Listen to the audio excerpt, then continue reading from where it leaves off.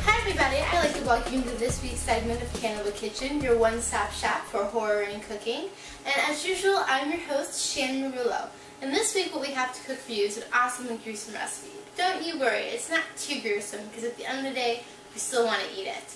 So what we're going to be cooking today is what I like to call the Dear God No Fuss Flatbread.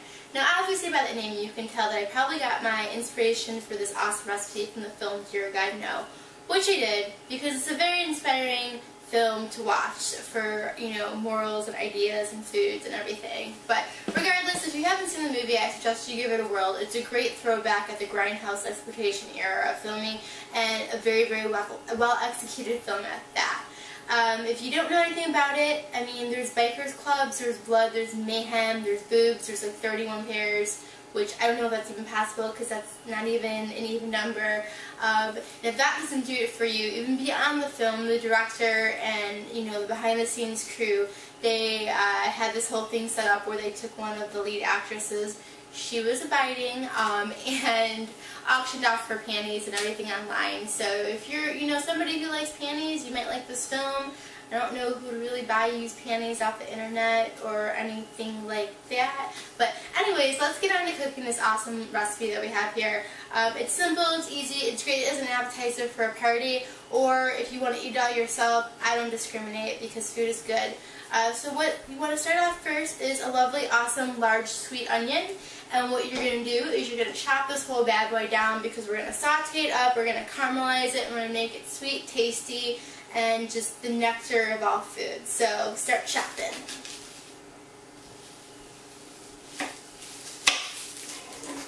Whew.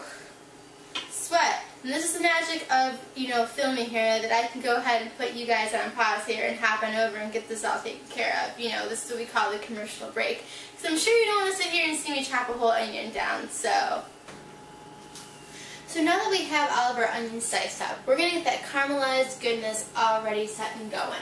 So what you want to do is you want to take a small skillet, and you want to, you know, nicely coat it with some olive oil or something, and you're going to go ahead and take your onions and just push them on in there. You want to usually cook over about medium heat. You're going to reduce it down to low the more that you cook, because you're going to let these bad boys cook for a while. So we want them all nice and tasty and tender. Okay, so once you kind of have them all in there, give them a mix around just to kind of get a nice coating going too.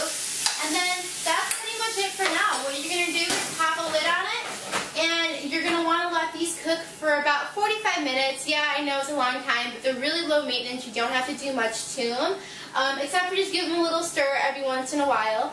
And then at the end, when they've cooked down to about 35 minutes, you're going to do a teaspoon of some soy sauce, a teaspoon of some balsamic vinegar. You're going to give it another little mix, and then another teaspoon of some brown sugar. And this is going to make these really sweet and really nice and tasty and tender. Once you've mixed those all in there, let them sit and marinate for another 10 minutes or so, and you can keep the lid off at that point.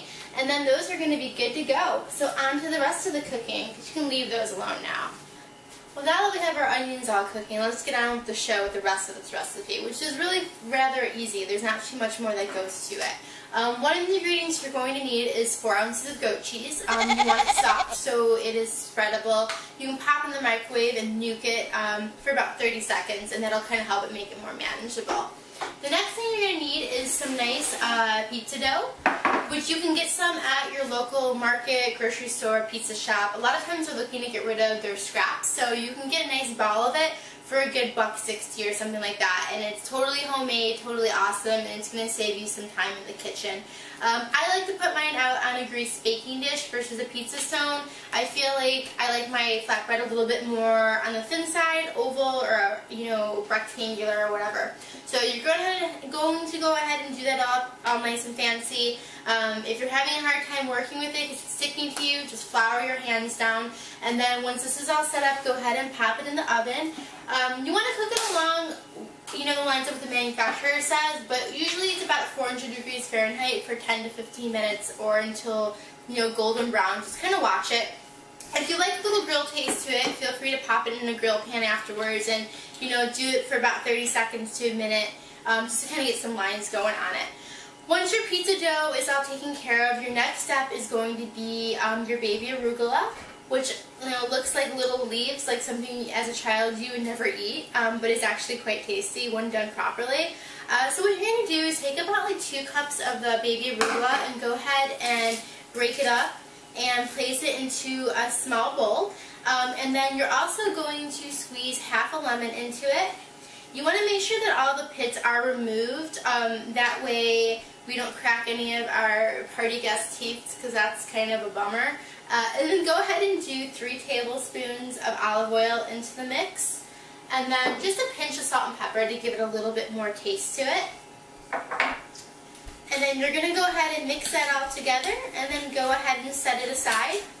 And then move on to our last and final step in this no fuss flatbread. You want to take 4 spicy chicken sausages, links, and then you're going to go ahead and slice it vertically, kind of how you say you did with this one. So what you're going to do then is you're going to take all the innards, all that yummy stuff out, and place it into a medium skillet and cook it over medium heat for 5 to 8 minutes. You want a nice crumble to it, again golden brown in tone. And obviously if you're a meat eater, go ahead and give it a taste and see if it tastes well. If you aren't a meat eater and you want to eliminate the step from the recipe altogether, feel free to do so. It still tastes awesome. So once that's kind of all set and done, you get your pizza dough going, and then everything is situated and ready to get assembled. So we'll be on to that shortly.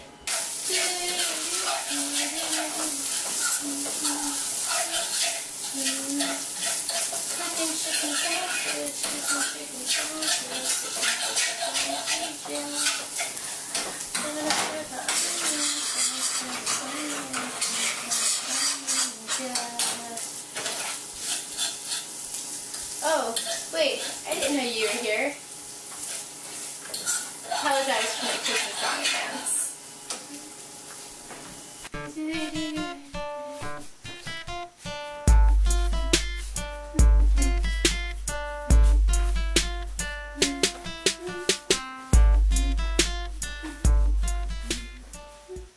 Well, now that you guys snuck in and caught me dancing, and the pizza dough is ready, let's get this bad boy assembled.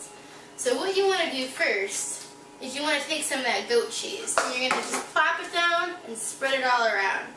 You don't have to be neat, you don't have to be nice, just get the job done.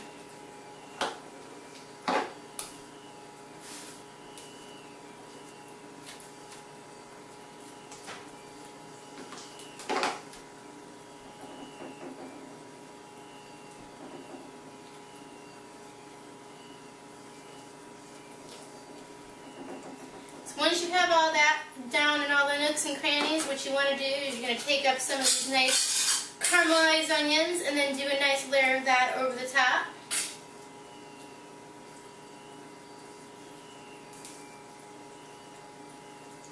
Now you can go generous with these, you can go a little bit with these depending on your love of onions. I like onions a lot, so I like to cake whatever I possibly can in them.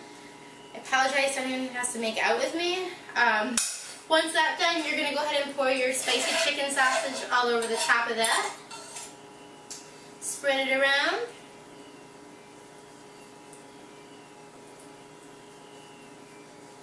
And then you're going to go ahead and top it off with some dressed arugula. And with this too, you can do a little bit, you can do a lot depending on your liking. I like a nice hefty, coating of it, nothing too crazy. I like to still see my toppings below it, and voila! We have your Dear God No Fuss flatbread, all set and ready, no fuss at all. So there you have it, guys. Can't get enough Cannibal Kitchen in your life? Well, make sure you run over to zombiesdon'trun.net, where you can follow the Cannibal Kitchen column on a regular basis. Still not enough for you? I have a little bit of a treat in store. Make sure you run out and pick up Cannibal Kitchen, a horror lover's cookbook, and that way I can be with you wherever you're going. Until next week, guys, take care.